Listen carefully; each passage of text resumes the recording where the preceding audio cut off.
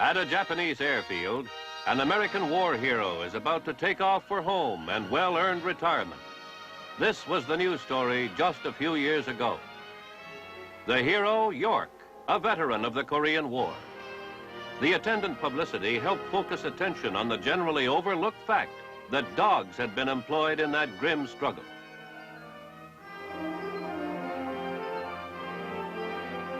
Perhaps his citation will bring back the story to mind. Remind us, too, that dogs have been used in warfare since far back into antiquity. Another link in the bond between man and man's best friend.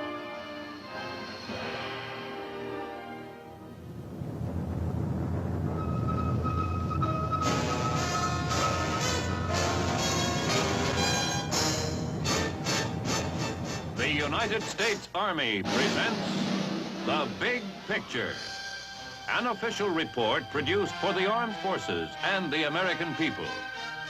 Now, to show you part of the big picture, here is Sergeant Stuart Queen.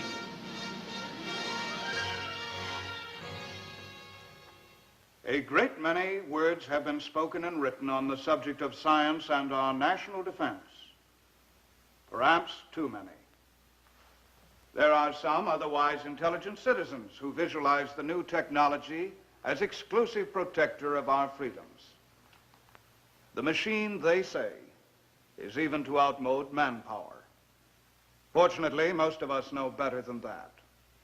Yet even the best informed are inclined to smile indulgently at the idea of animals participating in our military efforts. They know that the carrier pigeon is going the way of the cavalry horse. Soon the army dog will join them. As to the likelihood of this happening, today's chapter of The Big Picture offers some second thoughts. Appropriately, it is titled Canine College. Out of the natural companionship that exists between men and dogs comes the latter's easy adaptability to military use.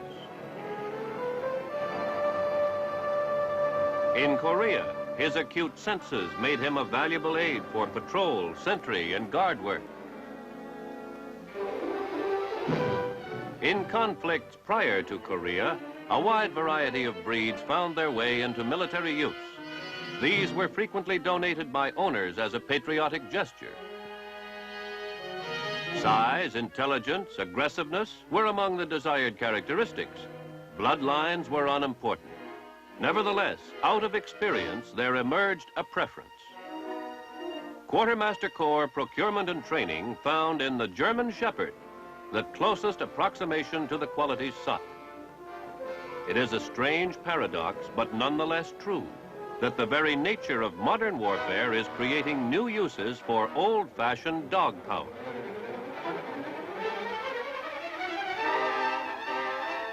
Consider our missile bases, widely located among the nations of the free world and each covering considerable area.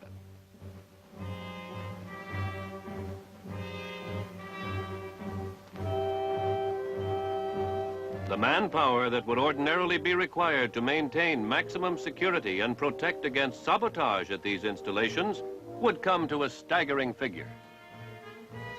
It is here that the Army dog, far from having outlived his usefulness, plays a new and an enhanced role.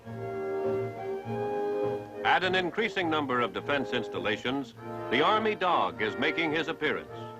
Endowed by nature with acute natural senses, he can cover greater areas of surveillance than can any human sentry. Trained together, man and dog make a perfect team.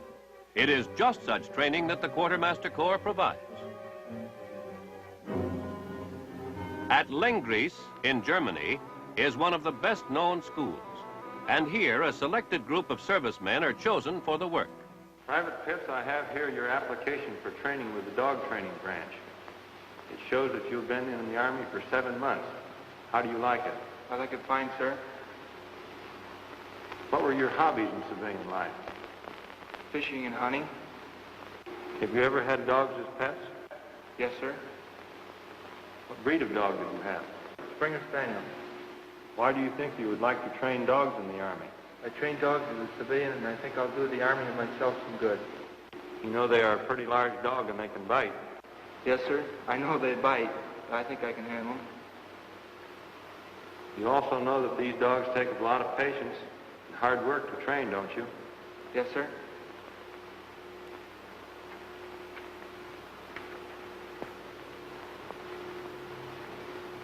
Well, I think you have the proper qualifications for the job. I wish you the best of luck in your new assignment.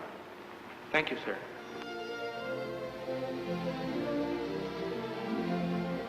New arrivals at Lengries can look forward to 17 weeks of intensive training. It starts off with an orientation lecture that stresses the seriousness of the work and the individual's responsibilities. You men have been selected from a large group of volunteers. We feel that you possess the qualities of leadership, courage, initiative, and patience to fulfill the mission of an infantry scout dog platoon. As you know, dogs have been used for military purposes for hundreds of years. The United States Army first used dogs for military use in the last war in World War II. And although your course of instruction here will consist of only 17 weeks, we will make every effort in training you to be able to carry on a training program of your own when you reach your infantry division. Today, you men will be assigned the dogs that you will be working with for the next 17 weeks. These dogs, by nature, are quick to learn. The dogs will learn faster than you will. But with your effort and with your patience, we will be able to train you, and in turn, your dog will automatically become trained. Well, a little professional jealousy. So let's listen to Bendix, one of our new Army dogs. Thank you. And now may I tell you about us. We German Shepherds are recruited through public sales, though not every Schäferhund wants to join. But then the Army doesn't want everybody. Obviously, the military can't use gun-shy softies. And so, before they even test us for other qualities, the fireworks have eliminated quite a few.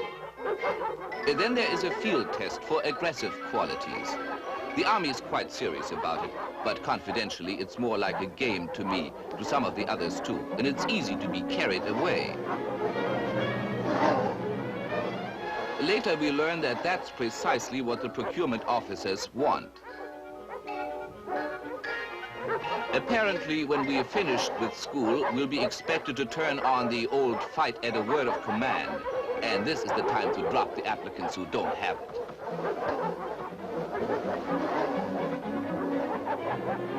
By the by, that große Hund at the end is me. Sorry, please, I meant I.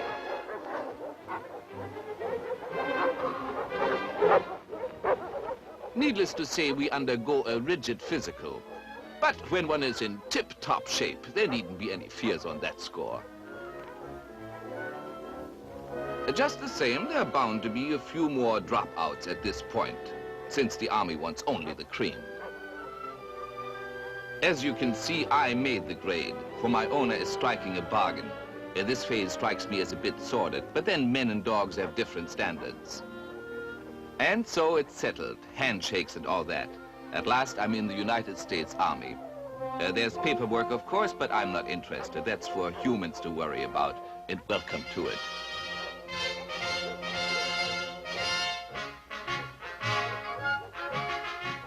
For me, there is a new collar.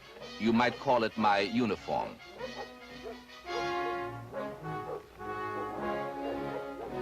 Those collars, I might add, are very important to the program.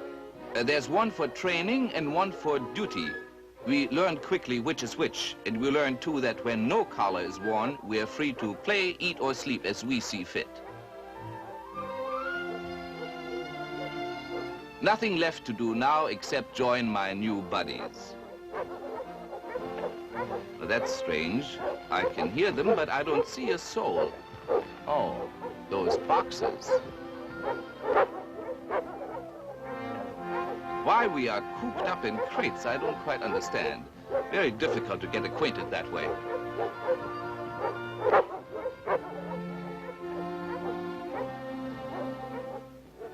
And so it's off to school, in style at that. Some of the more unsophisticated thought we might have to march all the way. And now, while we make this trip, suppose I turn you over to our narrator. He'll tell you what's in store for us.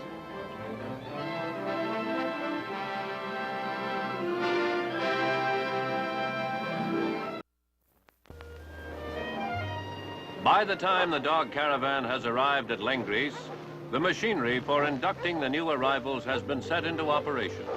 Instead of the regular kennel area, the trucks take the dogs to a special reception kennel. There they will have an opportunity to quiet down and adjust before embarking on the first steps toward becoming sentry guard dogs. All right, soldier, easy. There's a nervous recruit inside. The newcomers may have been house dogs or personal pets, but no matter which, they never have had drier, better ventilated, or generally more comfortable homes than these kennels provided by their new master, the United States Army.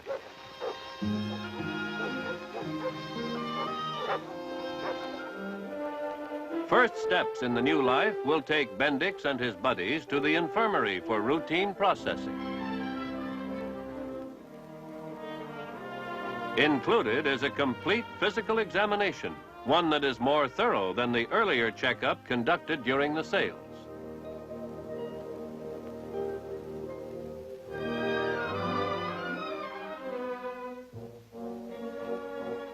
Bendix may not care for this, but an Army dog's acute hearing is essential to his work, and so the veterinarians are going to make sure about those ears.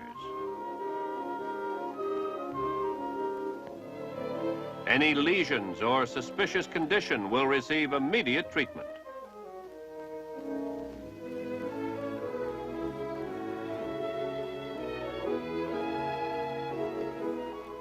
The new recruit will never be expected to carry a rifle.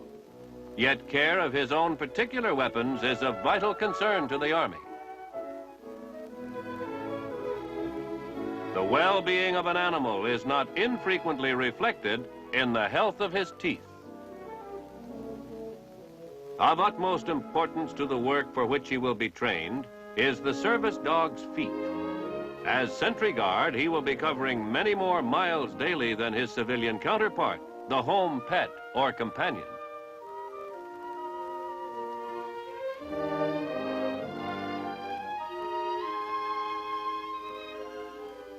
The areas he will patrol may be hard-top surface or stubble and stone-covered ground. Initial examination looks for any cracks or injuries between the toes, or any breaks in the protective padding of his paws. Callus and any unhealthy accretions must be pared off.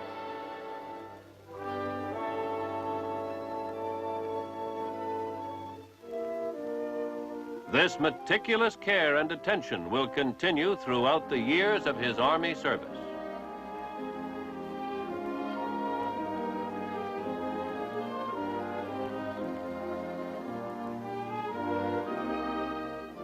A check is also made of coat and skin for any suspicious condition. These, like the mouth, can give an indication of the animal's general health. Then, as any new enlistee in the Army knows, there come those inevitable shots.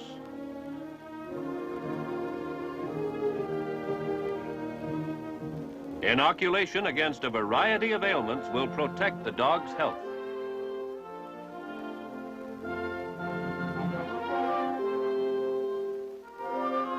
Inoculation will also ensure the school program against any disruption through epidemic or spread of infectious disease.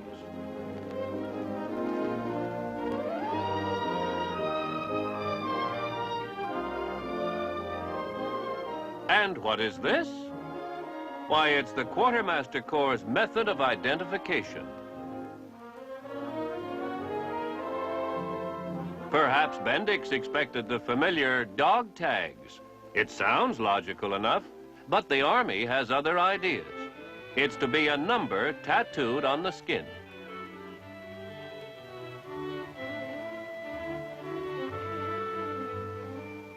In any event, Bendix will never be in trouble with his commanding officer for having misplaced or lost his identification.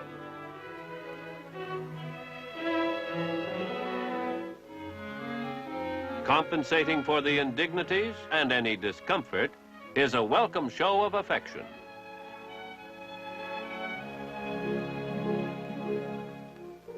Care of the Army dog is every bit as important as the process of training him.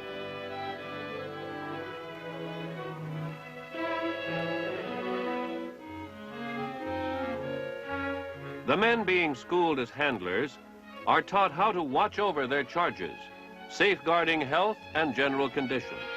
It's the Army, and so appearance and proper grooming receive the same attention as does the soldier's care of his own appearance. Soon the day comes when Bendix and his new buddies are ready to start active training. For men and dogs, it is an event. The handlers fall in, ready for the march to the kennel area. And why shouldn't one admit that within the soldier and the man, there's just a bit of the small boy who thrilled to the companionship of his first dog. In the circumstances, it might be rewarding to hear about this phase of the program from one who is directly involved. Perhaps our old friend Bendix again, if he'll oblige. Only too happy. Now, suppose we look in on Hans. You've observed him before. It's a way of getting himself in front of the cameras, show off, but a decent sort. Notice, please, the brief get-acquainted period through the steel mesh. Just a safeguard against undue excitement and, let's say, unpleasant incident. And now, a little play and affection. Affection, you should understand, is part of the training system. It's used as the reward. Eventually, it becomes an incentive.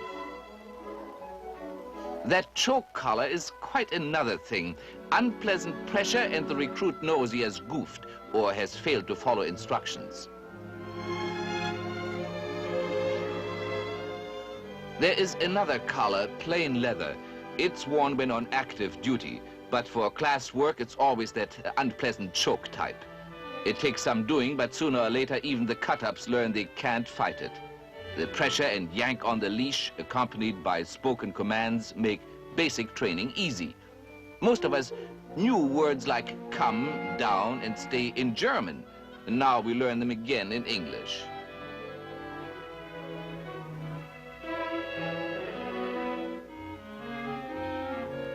When these have been mastered, we don't need the pull on the leash. Come. Down. Soon we're learning more complex orders, how to stay down and at the same time obey the order to come. That's how we learn to crawl. Clever? There are drill commands too that must be mastered, but it's fun, especially when your classroom is the beautiful Bavarian countryside. After lessons well learned, there's the usual reward of affection and a chance to play and blow off steam. The one in the black uniform is an Alsatian shepherd, actually a branch of the same family as the rest of us, although Alsatians like to think of themselves as something special. Notice, please, the use of play and affection in our program. Great incentives to good work.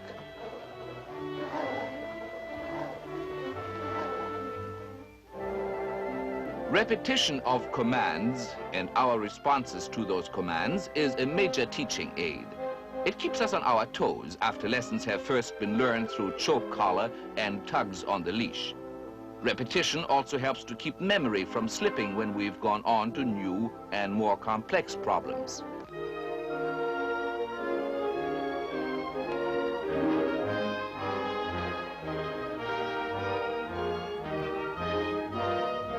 The real test comes when orders are barked, I meant called out, by a stranger.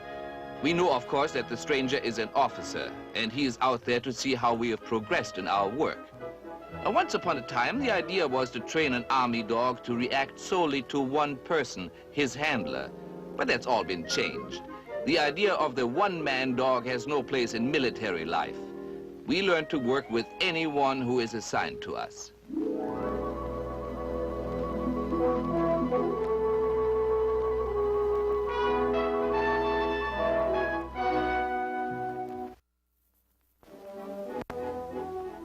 There is another assist to getting an education I haven't mentioned yet, probably the most important. It's called patience. It's something the Army insists upon. Sometimes one wonders who needs it most, the student handler or the student dog.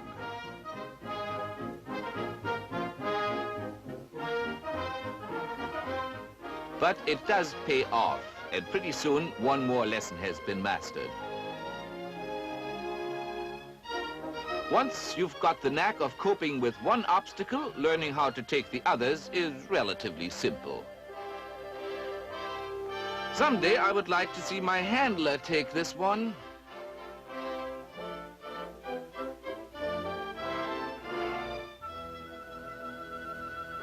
Now here's one, and not even a cat at the other end. This is an interesting device. At the risk of sounding disrespectful, I must observe that only man could dream up a gadget like this.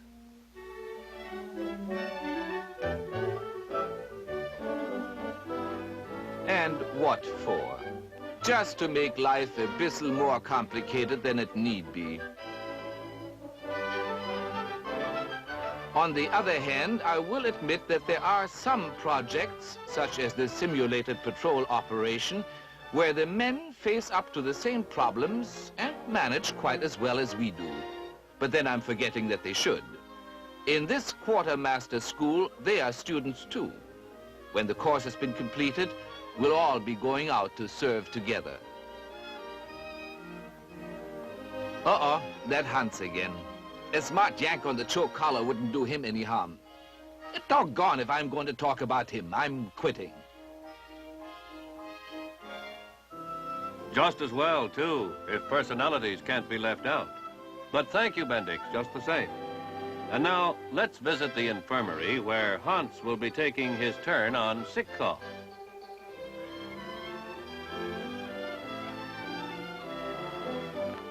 It may be a superficial injury, but conscientious care of Army dogs is a first rule, and handlers take no chances.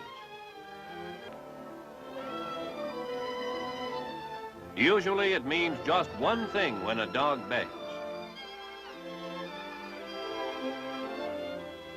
But it's not to be table scraps for Uncle Sam's dog. Theirs is a scientifically arrived at diet and prepared under rigidly observed sanitary regulations, not to mention personal service that goes with it. If there are doubts about the patron's satisfaction, a visit to Hans' kennel should end them.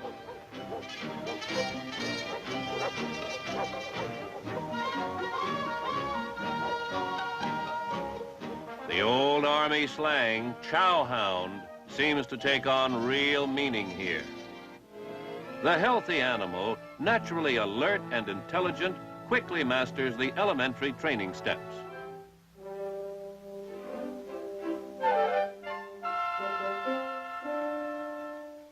Soon he is participating in exercises that simulate the actual conditions he may one day face. The intruder will be cornered, if necessary attacked. The concealed trespasser flushed out of hiding. Training the animals to attack by command is the result of conditioning, and the original aggressiveness toward the stranger is constantly cultivated throughout the entire 17-week course. For the unwary and the uninitiated, it cannot be stressed strongly enough that however gentle the dogs may appear with their handlers, they are nevertheless extremely dangerous animals. As an interesting demonstration of the Army sentry dog's capabilities, our friend Bendix goes through the entire obstacle course without guidance.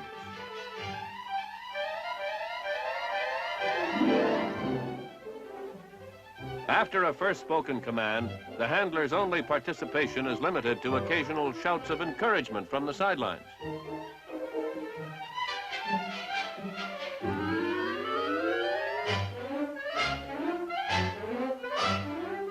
This is more than a mere stunt. It illustrates how through training, a whole complex of varied tasks may be linked in one operation.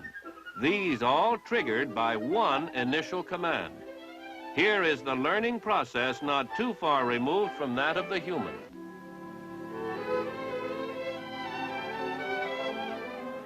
As an added demonstration of intelligence plus adaptability, the dog Bendix, at command, climbs a ladder.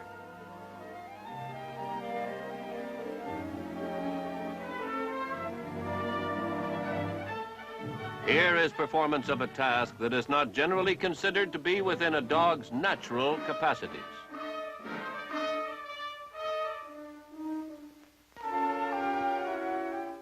These two demonstrations are graphic testimony to the effectiveness of the conditioning system used in the Quartermaster Corps training program. With the completion of the 17-week program, men and sentry guard dogs have become smooth functioning teams. The men conscious of their responsibility to their charges. The animals bound to their handlers by their natural response to training, plus affection.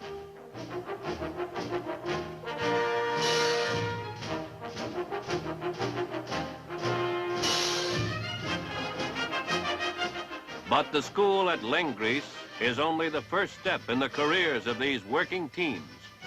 From the training center, they will now be sent to posts widely scattered throughout Western Europe. There they will take up the jobs for which they were trained. Theirs will be the task to guard against the trespasser, the saboteur, against any who would tamper with our defenses of the free world's peace.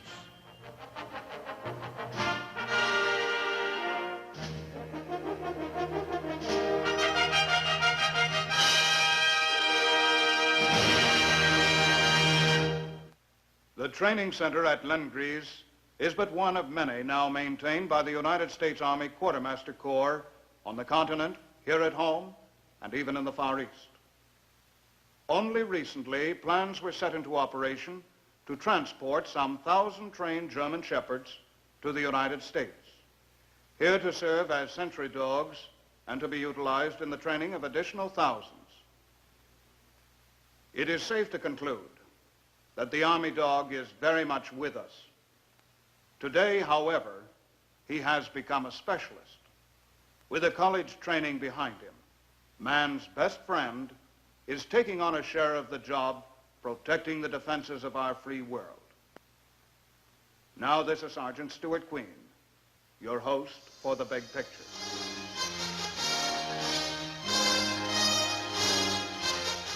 The Big Picture is an official report for the armed forces and the American people. Produced by the Army Pictorial Center. Presented by the Department of the Army in cooperation with this station.